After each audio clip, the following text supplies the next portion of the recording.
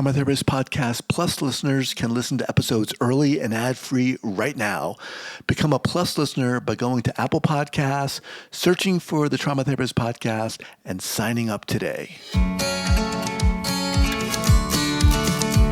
Welcome to the Trauma Therapist Podcast, a show about the incredible people dedicated to helping those who have experienced trauma. My name is Guy McPherson, and my mission is to raise the awareness of trauma and to inspire each of us to help those around us. All right, you ready to do this? I'm ready. All right, here we go. So 5, 4, 3, 2, and 1. All right, folks, welcome back. Very excited to have as my guest today, Natasha Helfer. Natasha, welcome. Thank you so much. I'm thrilled to be here. Awesome. So Natasha is the owner and founder of Symmetry Counseling. She's a licensed marriage and family therapist in Kansas and Utah, and also a certified sex therapist. She's been in practice as a mental health professional for over 20 years, primarily working with Mormon clientele around issues of relational health, faith transitions, and journeys in sexuality. She hosts the Natasha Helfer podcast and has a membership platform providing resources, groups, and training, all of which we're going to talk about. Natasha, very exciting for you to be here. I'm excited to talk about you. You know, as we were getting ready to start, you kind of summed up what your focus is, and you said religion, sex, and mental health, and all supercharged, right? But before we get into that, share with all the the things you're not supposed to talk about. Right. Share with the listeners where you're from originally and where you are currently. Yeah, perfect. I'm actually a military brat. So I grew up kind of all over the place, moving around with my dad, who was in the military, in the army. And so I don't really claim one place that I'm from. I was born in Germany. My mother's from Argentina, so I'm a white Hispanic. Spanish was my first language. We lived in Spain for a while, just all over the place. So, but I live in Salt Lake City now, in Salt Lake City, Utah. And have been familiar with Utah for a long time because right around the time I was graduating from college is when my parents moved to Utah long term. So going back home, quote unquote, was Utah. And we do come from the Mormon background. So where Utah is very high in the Latter-day Saint population. So so that's a little bit about me and my geography and where I'm from and who the people are that I come from. Awesome. All right. So let's start here. How the heck did all this did you get into this field? Yeah, no, that's great because I did not think that this would be the intersection I'd be interested in necessarily when I started working as a therapist. I just thought I'd work with run-of-the-mill depression and anxiety and things like that. But what ended up happening is that because I was one of the few therapists kind of in my geographical area at the time that was Latter-day Saint, then a lot of the Latter-day Saints and Mormons would want to see me and meet with me, which is actually very common. A lot of people want to see somebody who is representing somewhat of their beliefs. You know, Catholics likes to see Catholic therapists. So, excuse me for 1 second. So when you got into the field, you were already in that religion? You were already a Mormon? Yes, right. Okay.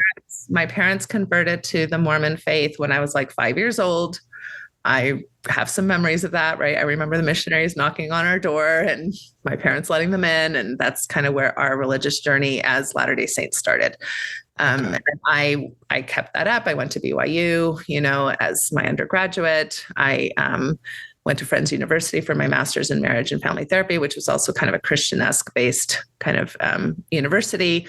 And so I've been kind of working with religious folks, whether it's Catholics, because I speak Spanish fluently. And so a lot of the Hispanic Catholics will come and see me, whether it's evangelicals, because I've lived a lot of my adult life in the Bible Belt, like Kansas and Wisconsin and kind of those middle of the state areas.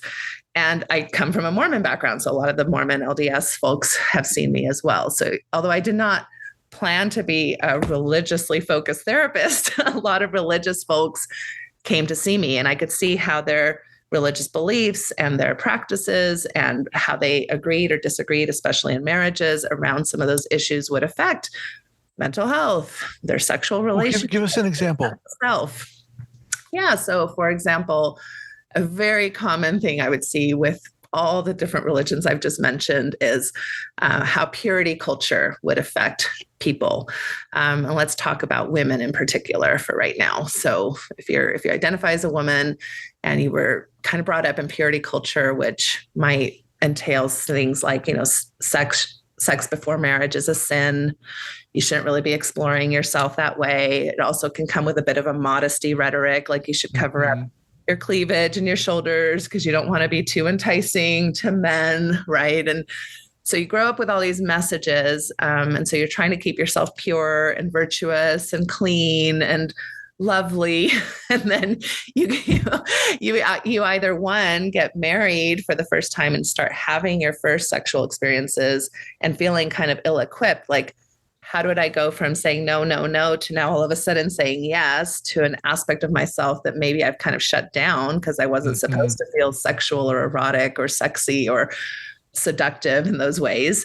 Or maybe I didn't follow those standards and ended up having some premarital experiences or sexual intercourse. And now I feel a lot of guilt and shame about that, or I was made to feel guilt and shame. In some of these religious backgrounds, there's even kind of like public kind of punishments, like maybe you're excommunicated or you're disfellowshipped or you're, people know in the congregation that been kind of naughty in this way. And so that comes with a lot of internalized shame. And now how, 10 years later, 20 years later, I'm seeing this couple and they're telling me these stories and how that's impacted their ability to surrender to pleasure, to be orgasmic, to communicate about their sexuality, to tell each other what they actually prefer sexually. And so many people struggle with these things, even without the religious, overlay. But especially with that conservative religious overlay, it can be very, very threatening or difficult to know how to talk about and enjoy each other in those ways. So when you said when you first started out, this was your clientele in a sense. Now, and at that time, are you still, you kind of alluded earlier that you were not a Mormon anymore? You were so excommunicated? My identity, I still identify as Mormon. So that's my personal identity. But in 2021, the Church of Jesus Christ of Latter-day Saints did go through a formal process of excommunicating me. And the primary reasons for that was because I was not aligned with the prophets and the seers and the revelators. That would be their kind of definition of apostasy.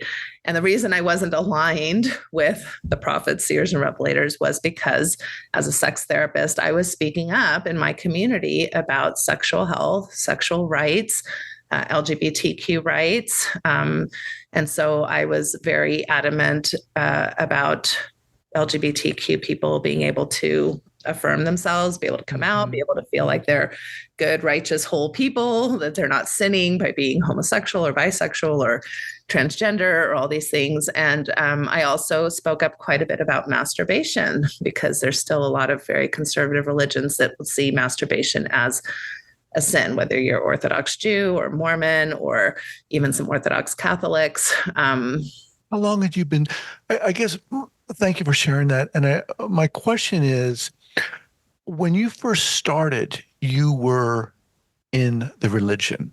You were seeing these individuals. How important was it for you to be a believer, in a sense, as you were seeing these people? And I'm curious about what happens. Was there some kind of a transformation where things started to rub against one another, in a sense, and you're like, in terms of belief systems and how you continue to help people?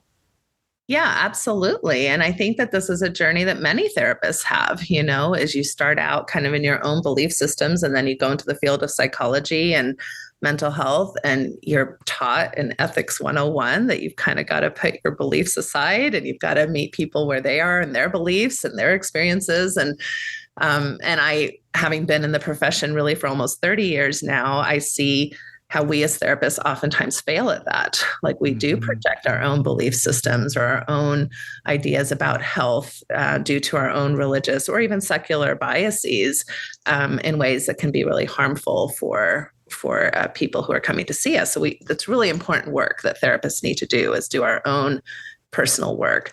And so, yes, I loved my faith. I loved being a Mormon woman. I loved the gospel, which is how we refer to things. And yet I could start seeing how different people were coming in with different experiences than me, or mirror experiences of my own. And then I had to start thinking, wait a minute, how did sexual shame affect me?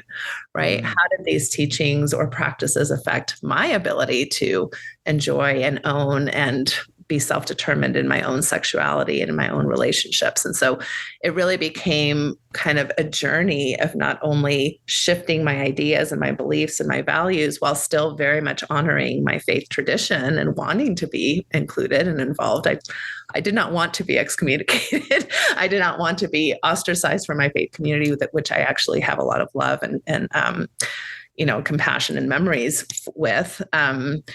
And also seeing this is not working. There's many things here that are not working. What specifically? Well, for example, what really made me speak out about masturbation for the first time is that I started feeling complicit with a system that was harming adolescents.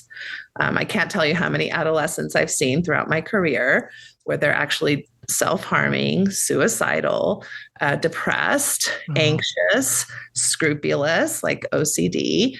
And when I really get to the heart of it, they're feeling extreme guilt because they masturbated once in the last 3 months. And they shouldn't masturbate at all.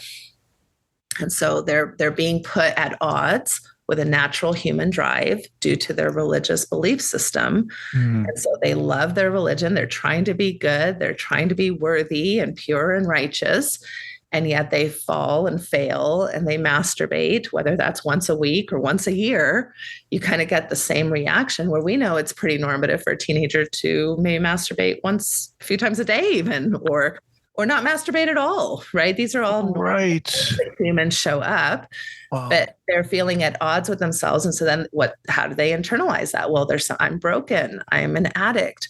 I'm sinful. God is unhappy with me. I can't pray to God. I can't have a spiritual relationship with God because I'm unclean. And this is ongoing, and it happens over and over again because, of course, sexual drive is repetitive, just like our hunger drive is, right? And things like that. And so they really start internalizing self-loathing, self-hatred. And many of these young people have never had sex, have never even really dated other people, but because they're having a relationship with their own sexual selves, they just feel miserable about themselves. And I'm wondering under what premise they even came to you.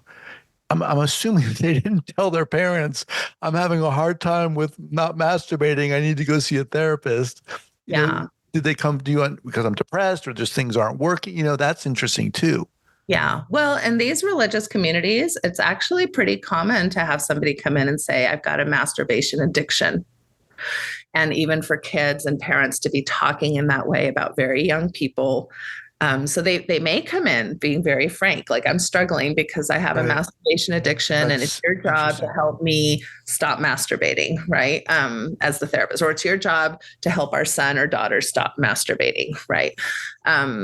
So that's one way it can present. But yes, other ways it presents is like, why are you self-harming? Why are you cutting your arms or your legs?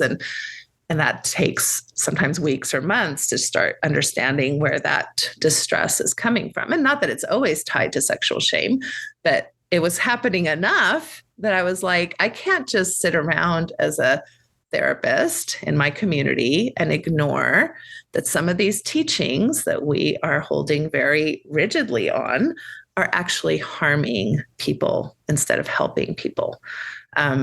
And we should have the wherewithal to understand that although we can be very tied to religious teachings and even scriptural doctrines, we should be able to be flexible enough to understand when things are harming people. Another very clear example is the LGBTQ community, right? If your belief system is that being homosexual is a sin, or that acting in a homosexual way is a sin, or not identifying with your gender is a sin, now we've got a whole population of people who are either hiding or being ostracized or being deemed wicked or unrighteous. Right. And this has huge mental health effects to the point that we know through good research that people in the LGBTQ community who are not affirmed run a risk of 3 to 10 times the suicidal rate of the rest of the population, right? So this is a really like an endemic, right, that's happening. And much of this is driven by religious beliefs and teachings. At what point when you started out as a therapist, did these issues begin to come into play for you? Yeah, I would say year one. Year one.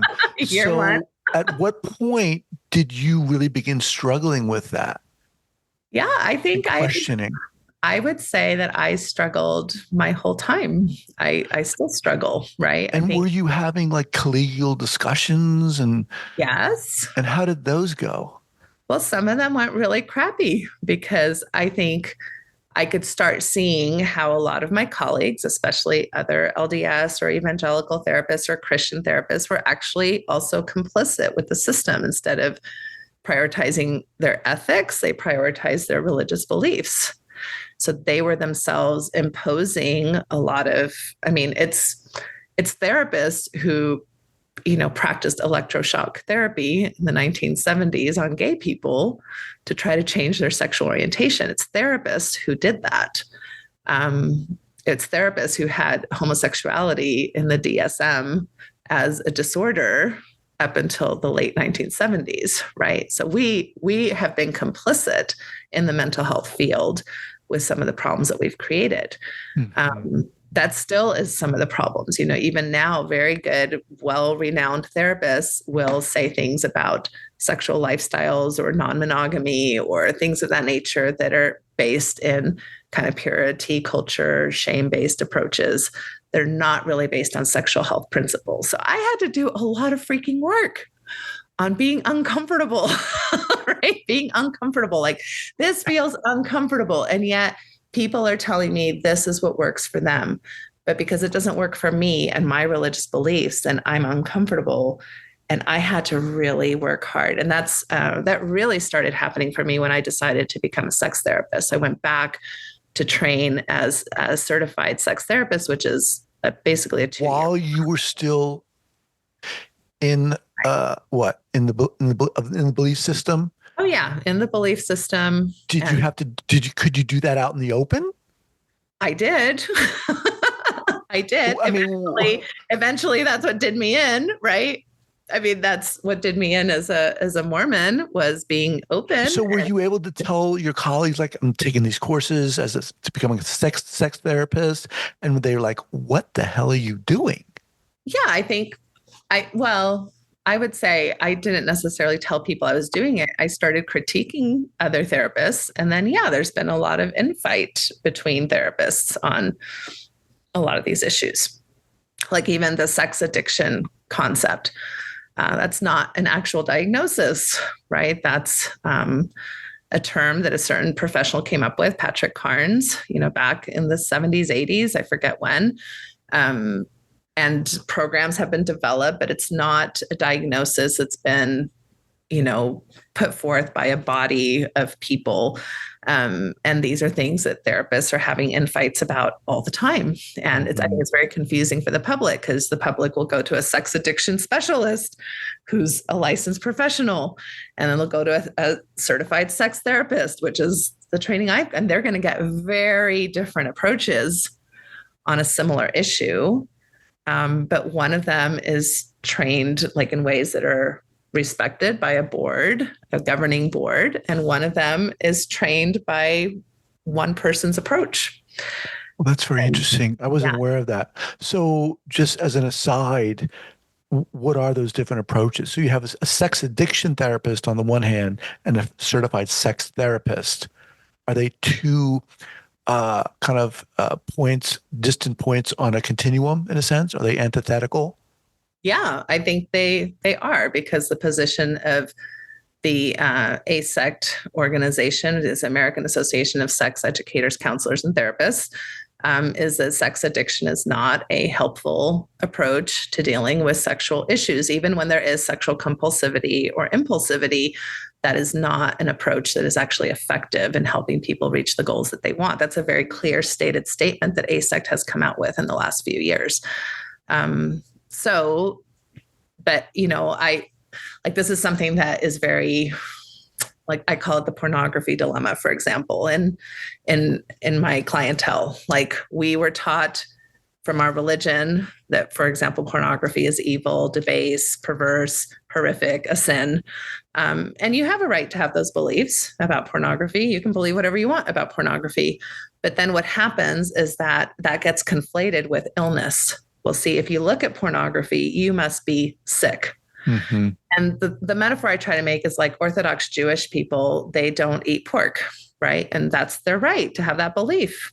But we don't have like pork addiction programs for people who don't comply with the standards of their religion, right? It doesn't all of a sudden become an illness or a disease because you are not conforming with religious standards. And that's, I think, where this gets very much conflated. And that this hurts spouses as well, because then spouses get this idea that we should be doing something about this. It's my job to hold you accountable. And if you say you're not an addict, then you're in denial. So we're conflating, a program that's somewhat helpful for actual dependence, substance addiction, versus human sexuality, which is wildly diverse. And most religious conservative spaces do not make space for solo sexuality, which is actually a very important part of human development. We touch our own bodies and we even soothe our own bodies from the time that we're in the we're fetus, in the womb. So whether that's sucking your own thumb or pulling your own ear or touching your genitalia, that is soothing behavior from the time that you're a baby and a toddler. And we're saying, no, you do not have a right to touch your own body. And I, as your spouse, can see that as a betrayal. Now we're talking about betrayal trauma, because I am going to be so upset that you have a relationship with your own body or your own mind, because this church concept has taught me that that's how I should respond to that. Wow. So it's very heavy. It's very heavy work. It's very heavy. I'm speaking with Natasha Helfer. Natasha, I just got to say, I love talking to you because you just kind of embody this very forceful independence, this very forceful compassion. When I imagine you starting out as a therapist within the umbrella of this religion and the, I think, almost shackles, in a sense, that it provided for you as a therapist, just as a therapist, and to move through that, to get to a point where you're, and it's working with the people in front of you. It's because of the people that you were working with and how you move through that. I can't imagine that journey. Let me ask you a personal question here, and don't answer it if you don't feel comfortable. But I'm curious about, like, were you married at this time? Did that impact your marriage and so forth? Yeah. No, I was married when I started my MFT program. I started, I think, like 2 weeks after my wedding date. So yeah, and I am divorced now, but my ex-spouse was very supportive about that. And I think it did shift, as I was starting to learn all these principles and, because I was a marriage and family therapist. So obviously I was thinking about my own marriage and how I show up and what my conflict style is. And of course, how he's showing up. And so I think in some ways it was very helpful for us. In other ways, my ex would always joke, it's like, well, I'm married to a marriage therapist, so anytime we have an argument, I just get a bill in the mail or something like that, so he had a good sense of humor about it. But I did start, both of us had a lot of very deep discussions about how growing up in the space that we did keep us sexually kind of limited in a lot of ways. I had premarital sexual experiences prior to my marriage. He had not, that created conflict between us and, issues of resentment that we're both pretty comfortable, like just acknowledging at this point. I think we were both doing the best we could at the time, but that created a lot of internalized shame. How I could present, whether or not I could moan or sigh or dress in certain lingerie or present as sexual or sensual was always like, oh, if I do that, maybe he'll get the sense that I did these things before or that I'm somehow worldly. Or so you can see how that just would limit me in my sexual expression and my ability to orgasm and my ability to enjoy and surrender. And I'm sure he had similar, maybe fantasies or thoughts or ideas, who knows, that maybe he didn't feel comfortable sharing with me because, oh no, what would she think if I mentioned something that I would like to do that maybe is a little taboo or a little different? And so, and both of us now have had our own journeys outside of the church and we are divorced, but I think that we can see how that impacted us greatly personally. And then, just right off the bat, like when you say, well, right off the bat, like in the first year of me practicing, I had a mixed orientation marriage, right? So a gay man married to a straight woman. Were they Mormons? They were Mormons. Okay. What else are you supposed to do, especially back in that age group? The church was specifically at that time encouraging gay people and lesbian people to marry heterosexually with this idea that as long as you do what's righteous and as long as you both love God, everything will work out. Well, that's like really bad advice. And it doesn't work out and you can't pray the gay away. And I didn't know what to do with this mixed orientation couple. Do you think I got mixed orientation couple training in school? No, I did not. And then I asked the LDS Family Services for help, and they send me books that are really like conversion therapy. And I'm like, this doesn't sound right. And I mean, we have a lot of conversion therapy is still alive and well in this country. People send their minors and even, emerging adults to conversion therapy. And it's become now illegal in most states for minors. But if you're 18, 19, 20, that's a huge part. You still may be like, no, please, I don't want to be gay because my God says being gay is a sin and I'm going to go to hell and I can't do these things that I desperately feel driven to do. And you're in this extreme internal conflict and internalized homophobia that impacts every aspect of your life, not just your mental health, but your relational health, how you have relationships with other people, your sexual health, right? Your spiritual health. So this has been a passion of mine because I have just seen the tremendous burden and sadness and tragedies that happen, including completed suicide, due to these just very internal struggles where we can't have spaces where we can be spiritually connected, especially to a deity, if that's what we're going to believe in, that's all knowing and all powerful, and be okay and accept ourselves for how we show up in this world. Wow. So your website is symcounseling.com? Yes, symcounseling.com. Okay. And you can also find me at natashahelfer.com. So either way. Okay. Now, in terms of the services you provide, what do you offer? Yeah. So all the people who work in my practice are trained in all these things that I'm talking about, right? So I make sure they're trained in sexuality and religious trauma and religious faith transitions and all these things that people may be struggling with, mixed faith marriages, when you have one person who believes and one person who doesn't, and make sure they're both honored and respected in that process.